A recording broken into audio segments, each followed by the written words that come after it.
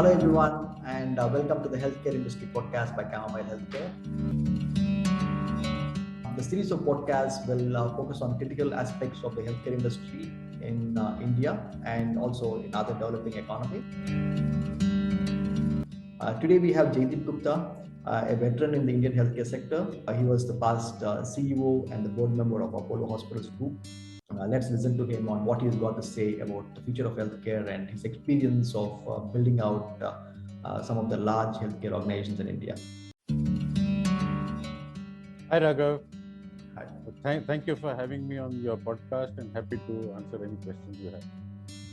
Great. So we'll jump in directly, and the first question that I have, to you. So, in your perspective, where do you see healthcare focusing in this decade? So, is this a beginning of something that we would see as a significant change in this decade?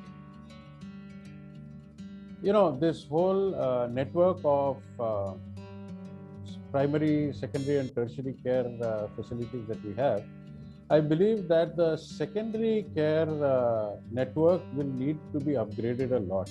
What used to happen is that a certain percentage of patients would travel from the smaller towns to the bigger cities in search to avail of what was mostly elective procedures to the tertiary care hospitals. And even in cases like in acute situations like an MI or trauma, there was scope to stabilize a patient and transfer him to a higher level center. But what COVID showed us is that there are situations when a patient with infectious diseases needs to travel. And a patient with infectious disease, traveling is much more complicated because it is risk to the people who are transporting him, and there is a lot of complexity around it. So therefore the need to travel needs to reduce, which can only be done by upgrading our secondary care healthcare infrastructure, so that patients, even those who need life support, should be able to be looked after in a secondary care center, for which they should not have to travel more than 75 or maximum 100 kilometers. Whereas the truth of the matter today is that patients are having to travel, maybe 200 to 300 kilometers also for accessing a good hospital, which is, really difficult for a patient. So the first big change in the direction would be the upgrade of our secondary care hospitals.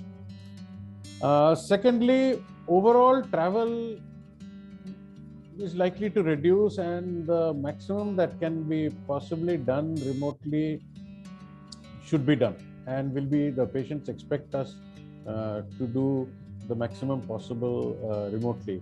Already, I think during COVID, at least 30-40% of outpatient consultation became remote. And this now is an expectation from the patients, and I think we should be able to fulfill it. In terms of medical travel, I feel, a certain amount may reduce, leaving only the higher end type of procedures for which patients would need to travel. So, these are some of the things. Of course, I believe a greater proportion of care will now be delivered out of hospital, and there is a greater role for nurses and paramedics to play, so that doctors can look after more patients while leaving a certain set of things to the other paramedics. I think a lot of models are coming up. And all this together, I think, do you see that, will the patient be a beneficiary, or will he actually, be part of a system that the industry is creating for its own benefit? The platelet count is now in everybody's vocabulary dictionary. Everybody knows about it. So COVID then brought oxygen saturation levels and SpO2 into everybody's vocabulary. It really helps if patients play a greater role in their own, especially the monitoring. So Right. this will also be a trend as we go along. I think. Yeah, I think that's great to hear. I think we'll move on to the next question. You've been at the helm of some of the very prominent healthcare institutions, and during your tenure there, you were also involved with some transformatory initiatives. It'll be great to hear from you on with one initiative which you really felt very involved and which actually paved the way for the industry to look forward to. What would that one initiative be? But I would say that the going for the JCI accreditation, being the part of the team that got JCI accreditation for the first time in Apollo Hospital, Delhi, was the one that made the biggest impact, both for us as the team in Apollo, as well as to the whole country, because taking it up from there, now quality is a way of life for everyone in healthcare, and there's a growing movement. Now we have a host of committees which runs the hospital, which decision making is decentralized, and where they look into the areas of their own specialization, so that everything is kept moving the way it is supposed to be. Patient rights are now formally acknowledged and put out there, so that everyone knows. For instance, if the earlier patients asking for a second opinion would slightly raise an eyebrow, but now it is an accepted thing, and there is nothing to be surprised at. Similarly, education of the patient and his family, and of course, yes, as in the case of COVID, disaster preparedness is now a formalized process. The continuity of care between out of hospital, entering hospital in the ER, and then being transferred to an ICU, and then maybe to a ward, all these are done much more seamlessly than what it used to be done earlier. So yes, I think that step we took to go in for JCI accreditation back in 2005 was a landmark both for us and for the whole country, and I've been privileged to be part of it. Everyone internationally, I think we were being looked at as, okay, you go to India to get diseases, but not to get treated. From for CEOs and entrepreneurs out there who are looking at healthcare, I think the message out there is think big. Nothing is impossible. And the biggest change driver, or even if you look at it from a decade or two perspective, has been COVID-19. So how do you see COVID-19 impacting the healthcare sector and hospitals from a planning perspective and operational perspective? Is COVID-19 going to actually bring down the space requirements, or will the space requirement be the same? But there would be reorganization of the facilities. We would like to really hear from you, Jaideep. As more digitization and more efficiency comes, patients' waiting time in the patients will want to reduce their waiting time. They will come with prior appointments and pre-filled forms and things like that. The payment mechanisms will already be decided. So all this will probably lead to a reduction in the space we need to allocate for outpatient services. So that's the first thought I have. Secondly, now we have a new term in our dictionary, which is epidemic preparedness, right?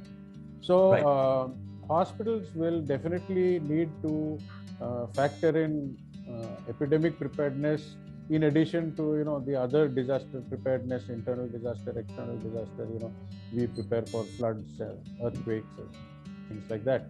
So at the same time, in the early days of COVID, we found that there was a huge fear of patients to go to hospital for other needs, non-COVID needs, because they were scared that they will get infected by COVID.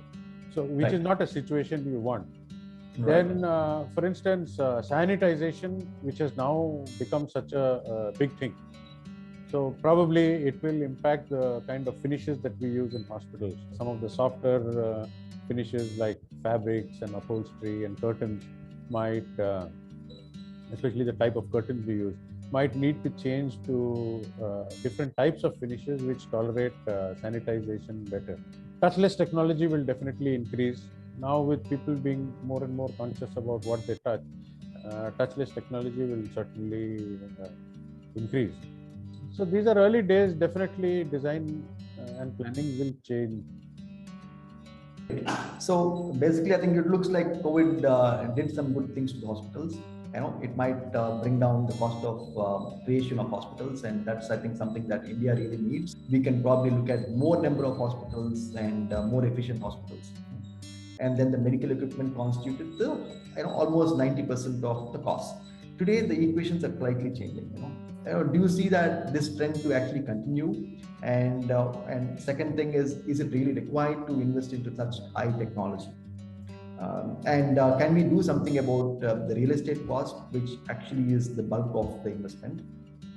Yeah. So Raghav, you're right. A lot of high percentage of the project cost goes into the building, and with better construction technology, firstly the time will be shortened, the effectiveness of construction will become better. Second is in terms of medical equipment. Yes, you're right, as you were saying, that the budget being allocated for medical technology has been going up quite a bit. We surprisingly we find that there are far more options in the higher end equipment that we buy than in the mid-range equipment that we buy.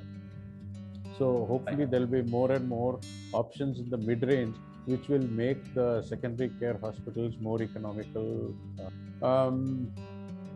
Thirdly, as a lot of the good technology today is being used by the doctors, but I believe that within the healthcare space, there is scope for a lot of technology which can be used by patients. Biosensors, apps which can transfer data from a sensor being used by the patient into a notification to his doctor, which the doctor can set based on the patient's condition, and then there is a sensor at the patient's end which can notify the doctor that such and such a thing is happening, and then the doctor can get back to the patient. So there is scope for a lot of this kind of technology which is used by the patient's end, and I believe that that technology is not very far off. But do you also see that there's technology being used as a marketing tool and unnecessary investments? Certainly there are two sides to the coin here. A lot of the evolution in technology has been beneficial to the patient, there is no doubt about that, and unfortunately it ends up being a little more expensive, there's no doubt. Right. But at the same time, I agree with you that not all these advances in technology are applicable to every situation, every hospital. While evaluating, planning and deciding the level of medical technology to go in for, it's very important to see the incremental patient benefit and choose the kind of equipment one is buying. Right. And also, I think I have one more observation here. If you look at the typical pie of where the capital is being spent in hospital, we moving IT from budgeting around a few lakhs, actually few lakhs. That basically means a few computers way back then, to now investing crores. We're clearly seeing this move has moved quite a bit and evolved quite a bit. That means the importance that is being given to technology and automation has grown significantly. Do you see this as something that will be a focus over the next decade? Well, certainly the extent to which digital technology is used in the hospitals will increase multifold. I believe we are at just the initial stages of it. Now, in terms of the amount spent on that technology, yes, I mean, it may or may not be easy for hospitals to devote a large part of the budget for that, which is where the trend that we are seeing now, which is IT costs moving from the capex side to the opex side, is a great benefit. Using the benefits of it and paying for it as they go along. Yeah. So clearly, I think IT is going to be a focus area. Very much. The kind of experience that you bring to the table, I think there's so much that the industry can benefit. So what are your plans? What are you looking forward to? Can we get a share of your time? Or that's a very private question, but I know I'm putting it across to you. Well, right now, a good part of my work is in terms of setting up and upgrading hospitals in the smaller towns, which is why I spoke about it earlier, and that gives me a lot of satisfaction. I'm also involved with volunteering with an NGO called Project Step One, which started off by providing remote support during COVID. And now we are looking at using the capabilities that we developed and the network that we developed. Now we are trying to use it for other areas of healthcare. And I'm just starting to advise a startup in the healthcare space, which is new and exciting for me after having been in the traditional side of healthcare. So right. I guess interesting times, both for healthcare as well as for me. Thank you so much, Jaideep. This has been just wonderful. I know the kind of insights that we could get over, and which is very rare in healthcare because there's not too much of a documentation. Thank you again. Thank you so much. So the message here is, we need to think big, and we are global, and we are on par with some of the best institutions in the world, and the entire country is going to really see a transformation in terms of what kind of a care that people will have access to. And there's clearly a huge need for hospitals. We know the dearth of hospitals in India. India currently has less than one hospital per thousand population, which is what the low-income countries have.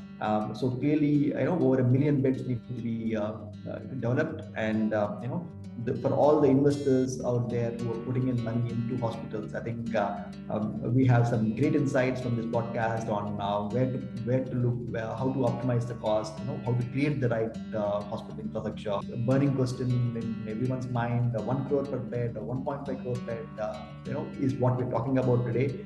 That certainly needs to be corrected if you want to set up 1 million beds.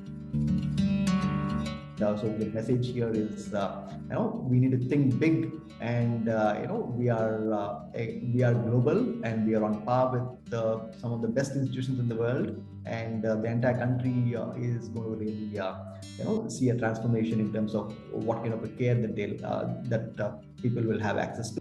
And there's clearly a huge need for hospitals. We know the dearth of hospitals in India. India currently has less than one hospital per thousand population, which is what the low-income countries have.